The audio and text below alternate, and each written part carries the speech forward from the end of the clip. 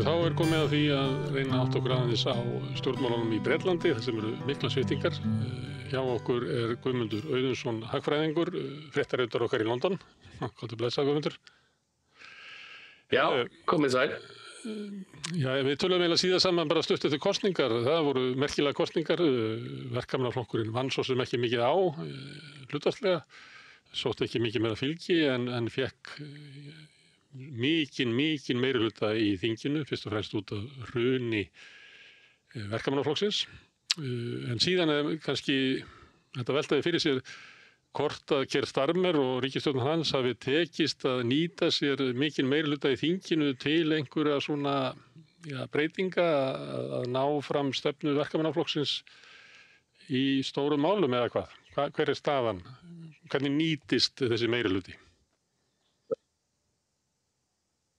Þessi meirihluti nýtist eiginlega mjög illa. Það sem að má segja að all góðvild sem að flokkurinn hafði fengið í kjölfar kosningana hafi meira og minna horfið. Það sem að gerist það að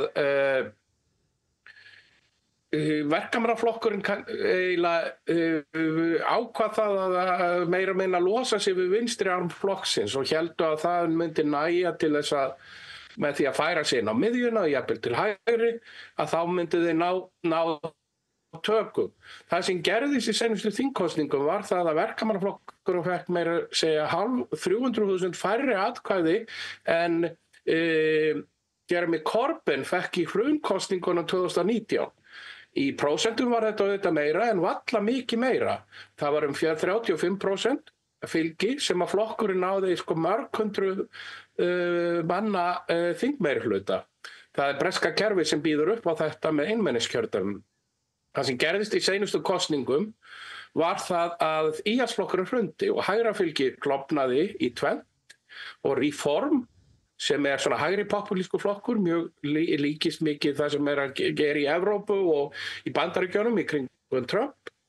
Náði töluverðu fylgi, þó ekki mjög mörgum þingmannum, náði 5 þingmannum út á einmenniskjördæmin, en núna voru kosningar í sveitarstjórnum sem eru haldnar hluta af landinu árlega og þær voru bara fyrir 2 vikum síðan. Og það sem gerðist þar var það að Reform, þessi hægri populísku flokkur, vann stórsigur, íhaldsflokkurinn hrundi og verkamannaflokkurinn tapaði töluverðu fylgi líka. Þannig að Reform, hægri populíski flokkurinn var langstæðstur, 30% fylgi. Íhaldsflokkurinn var með minna fylgi heldur en frjálslyndi flokkurinn, Liberal Democrats, og verkamannaflokkurinn fekk útreið líka, en það má taka það fram að þessar kosningar, að því það eru bara hluta á landinu, voru á svæðin sem eru venjulega talið sterk fyrir íhaldsflokkin. Verkamannaflokkurinn tapaði reyndar svolítið fylgi ákveðnu svæðum í norðrinu sem að Reform bætti við sig, en fyrst og fremst var þetta var utan stærri borgana og utan svona traditional svæða sem verkamannaflokkurinn hefur verið sterkur. En vísbendingarnar út frá þessum kosningum gætu bent til þess að ekki einungis íhaldsflokkurinn hrunin, heldur verkamannaflokkurinn í slæmum málum og það voru margir á vinstri væng breskra stjórnmála sem héldu því einmitt fram að það væri hætt á því að í næstu kosningu gæti Reform eða hægri populistar einfaldlega unnið þingkosningarnar og ef þingkosningarnar færu fram með þessu fylgisveiflum sem voru í seinustu kosningu, þá væri það virkilega mögulegt. Og það sem má segja hafa bitið Starmer og verkamannaflokkinn í afturendan var það að flokkurinn hélt að hann gæti komist af án vinstri hluta flokksins. Og ef það eru skoðaðar fylgishreyfingarnar frá þeim sem kusu verkamannaflokkinn í seinustu þingkosningum og hvað kusu núna í sveitarstjórnarkosningunum, þá var stærsti hópurinn fór ekki til Reform sem voru stóri sigurvegararnir. Þeir reyndar fengu töluvert fylgi frá fyrrverandi kjósendum Verkamannaflokksins, en stærsti hlutinn fór annars vegar til frjálslyndra sem eru að stilla sér upp aðeins til vinstri við núna, þeir hafa hlaupa á milli vinstri og hægri í Bretlandi, og svo græningja sem unnu nokkuð góðan sigur. Þannig að flokkurinn, en sérstaklega til vinstri, en virðist sem að lærdómurinn sem Starmer og klíkan hans í Verkamannaflokknum hafi lært af þessu, sé að það þeir þurfi að gerast, koma hart niður á innflytjendum og meira að segja alræmt ræða sem að Starmer flutti fyrir nokkrum dögum, og við komum kannski á aðeins nánar vegna sem ég held að það sé mikilvægt að fjalla um það sérstaklega. En staðan eiginlega mjög slæm fyrir Verkamannaflokkinn. Hann búinn að þeir eru byrjaðir að ráðast á útgjöld í félagsmála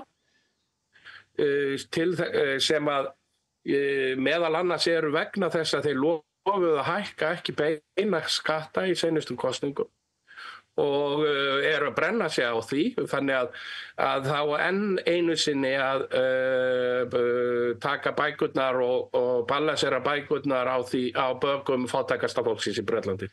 En má ekki segja það að eiginlega stefna hér Starmer hafi verið eiginlega frá upphafi að tryggja flokknum völd með því að fara í samkeppni við hægrið.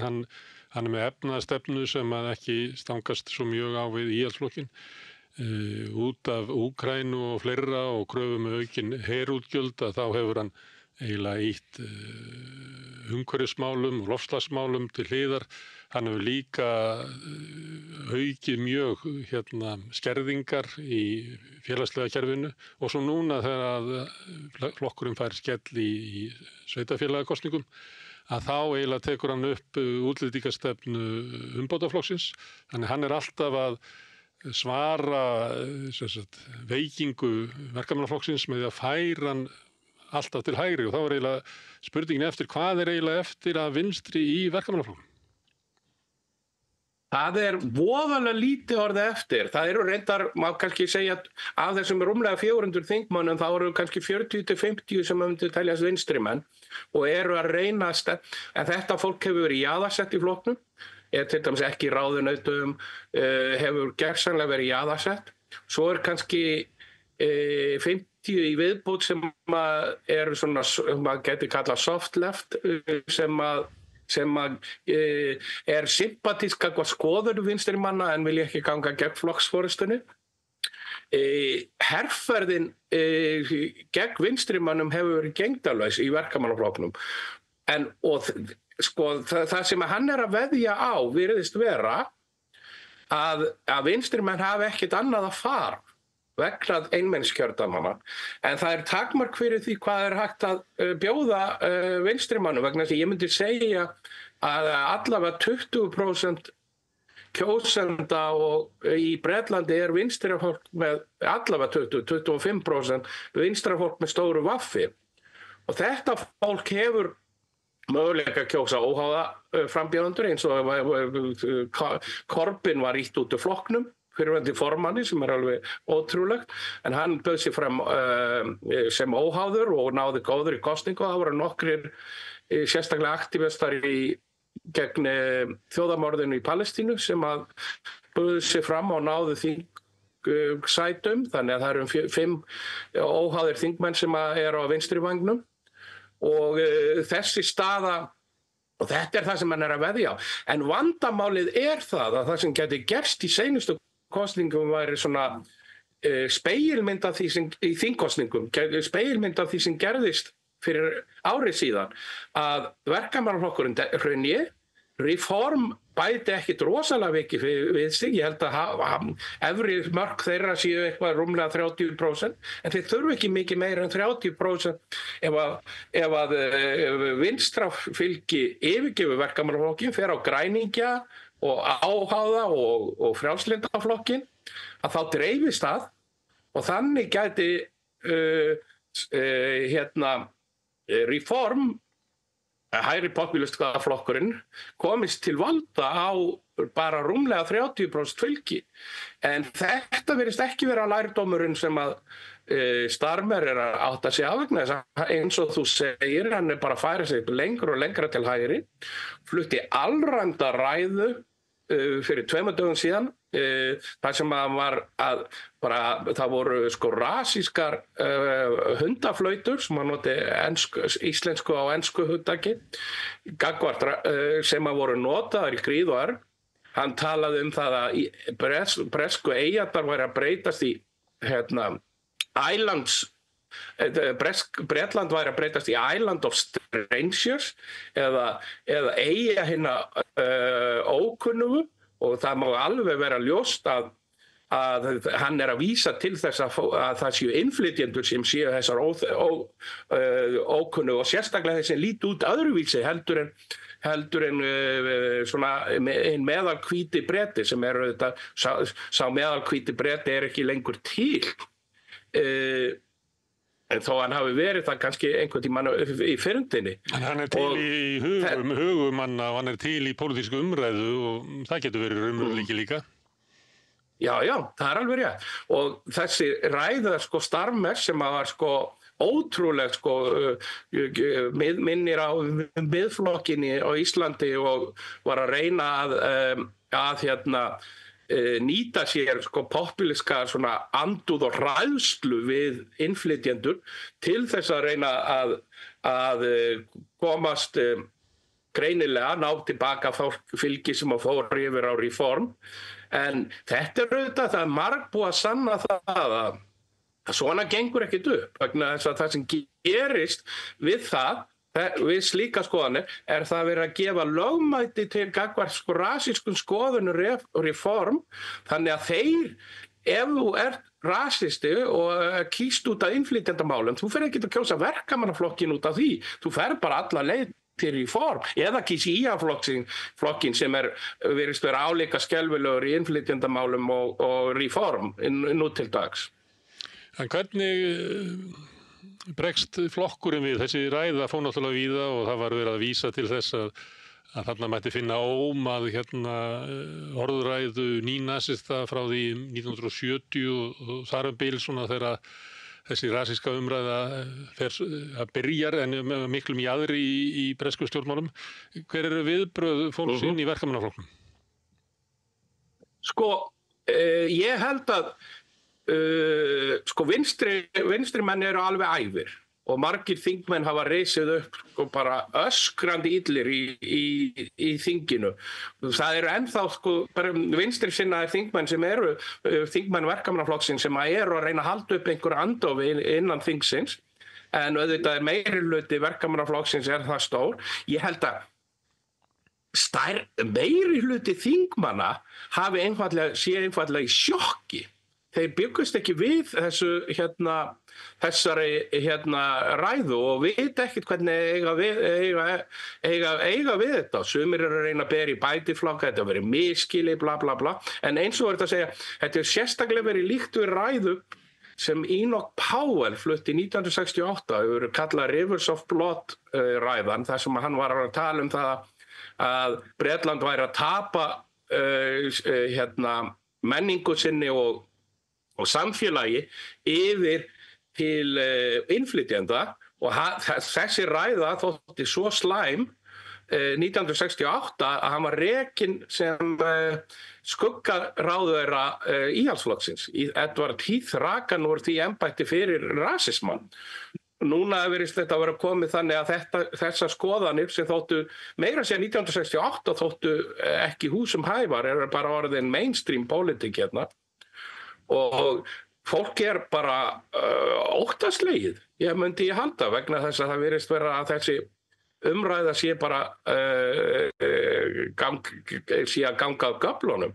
Og það sem að merkilega að þessi rasíski undirtónn, eða þessi ótti við þeir ókunnuga, virðist vera mest ekki í borgunum, þar sem að innflytjendur eða fólk af öðrum kynþáttum mjög áberandi. Þar í Londoni til dæmis Reform fær sáralítið fylgi í London vegna þess að fólk vant því 30, 50, 40% íbúanna teljast til minnihlutahópa. í London og það bara nágrannar þeirra eru bara að líta alls konar út. En í svona minni bæjum þar sem að voru kannski alhvítir og núna einhverjir 1, 2 eða 3 innflytjendur að slæðast inn, það virðist hræðslan mest. Og það er auðvitað alræm taktík hægri populista að nýta sér svona hræðslu við hið ókunnuga og þetta virðist verkefnaflokkurinn vera elta. En svo eitt er það sem að grunnurinn af þessu er það að fólk búið að tapa því sem að það kallaði community eða samfélag. Samhældi var mjög sterk í Bretlandi fyrir tíma nýfrjálshyggjunnar og fólk fann fyrir mjög sterkri samkennd og samheldni og nýfrjálshyggjan gróf gersamlega undan þessu, byrjaði með Thatcher, með látum með Thatcher og hún var auðvitað fræg fyrir að segja there is no such thing as society, það er ekkert til sem heitir samfélag, það eru bara til einstaklingar og fjölskyldur og þetta búið að grafa undan þessu með samfélag og það eru eðlilega margir sem ennþá að leita að þessu samfélagi sem nýfrjálshyggjan og kapitalismin er búin að taka frá þeim og vegna þess að það saknar þessa samfélag. En þetta hafa hægri populistarnir nýtt sér og segja að ástæðan fyrir því að þetta samfélag er ekki lengur til er ekki það sem er augljóslega ástæðan í frjálshyggjan og kapitalismin, heldur það innflytjendur sem eyðileggja samfélagið. Og þetta er held ég að sé raunverulega ástæða, svona dýpsta ástæða fyrir þessari svona, eins og maður getur sagt, upplausn í samfélagsþáttum í Bretlandi og ekki bara í Bretlandi, við sjáum þetta út allan heim. Já, sjáum þetta til þess í Bandaríkjunum og þá einmitt skiptist afstæðan oft þannig að í stóru borgunum þar sem eru blönduð samfélag, að það líka oft ágætis hagvöxtur og búið að vera uppgangur áratugum saman en svo ferðu út í kannski dreifðari byggðir, bæði dreifbýli en ekki síður kannski borgir og bæir og svæðum sem hafa orðið undir í, alþjóðavæddum kapitalisma, þar sem að störfin hafa farið. Þar eru skiljanlega færri innflytjendur því að þeir sækja þangað það sem að störfin eru og verða til. En þá er fólk að mæta inn í pólitíkina með kannski stöðnun upp áratugum saman. Þetta er kannski erfitt fyrir okkur Íslendinga að átta okkur á þessu því það er ekki þessi munur á landsbyggðinni og höfuðborgarsvæðinu þótt að komið stundum fram í umræðu í Íslandi að þá er það ekki þannig að þessi kannski 2-3-falt meiri landsframleiðsla á mann inn í stórborgunum eins og er í Bandaríkjunum og Bretlandi heldur en er í svona riðbeltunum þar sem að hefur orðið svona stöðnun. Á verkefnaflokkurinn ekkert erindi við þetta fólk. Maður myndi ætla það að fórnarlömb nýfrjálshyggjunnar og alþjóðavædds kapitalisma að vinstra fólk ætti erindi við þetta við þá sem hafa verið skildir eftir, valdalaus og það sem að auður, völd og fé hefur verið fært frá almenningi til hinna ríku. Af hverju á verkamannaflokkurinn ekki erindi til þessara svæða? Það virðist með þessum að þessi útlendingahræðsla eru þetta mjög sterk í svona minni borgum og bæjum eins og þú verður bent á en ekki í stærri borgunum og verkamannaflokkurinn virðist vera að reyna að elta þetta með svona rasískum hundaflautum.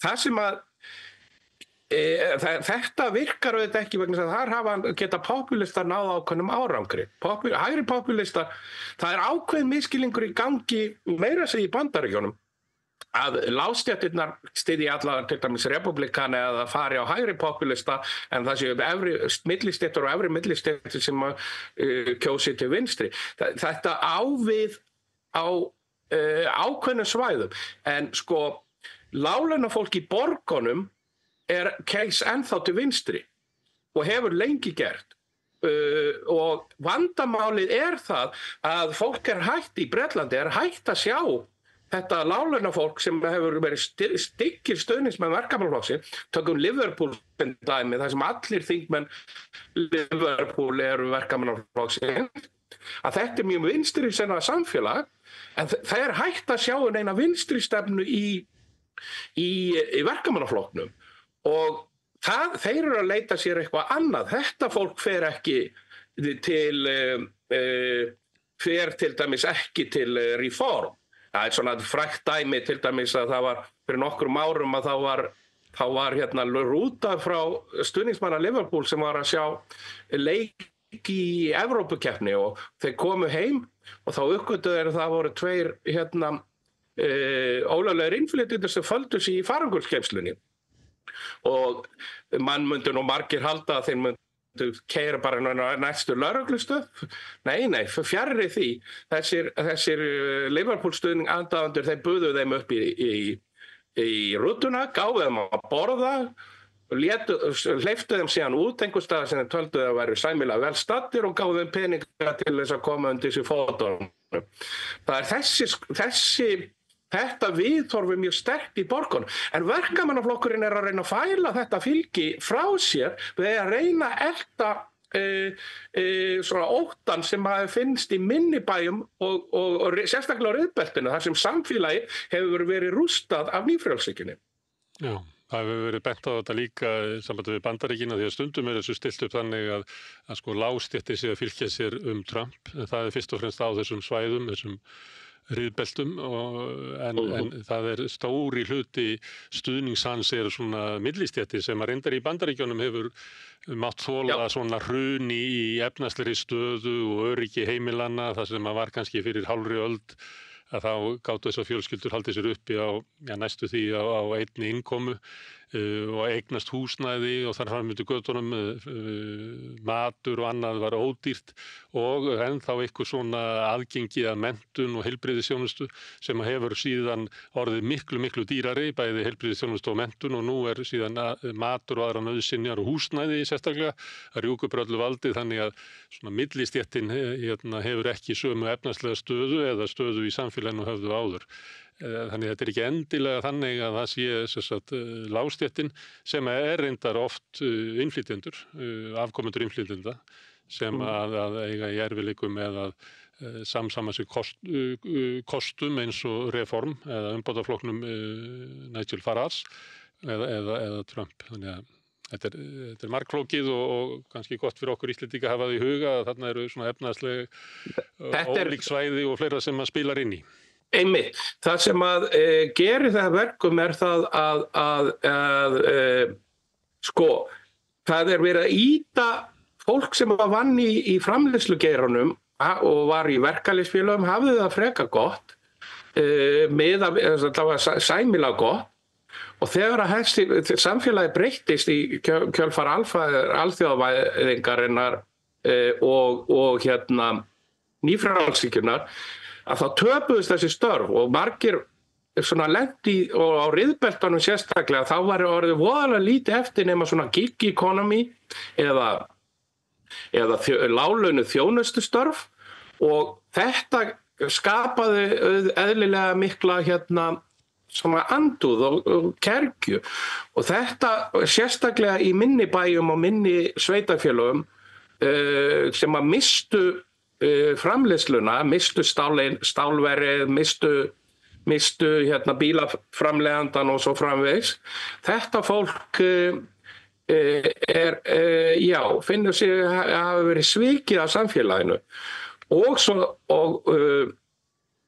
eins og að segja sögulega er millistéttin það er að segja milli- og lágmillistéttin sem að hefur þrýst út úr því sæmilega góðri efnahagslegri stöðu vegna samfélagsins og þetta gerist til dæmis á Ítalíu og í Þýskalandi að þetta er fólk sem er með helst móttækilegt fyrir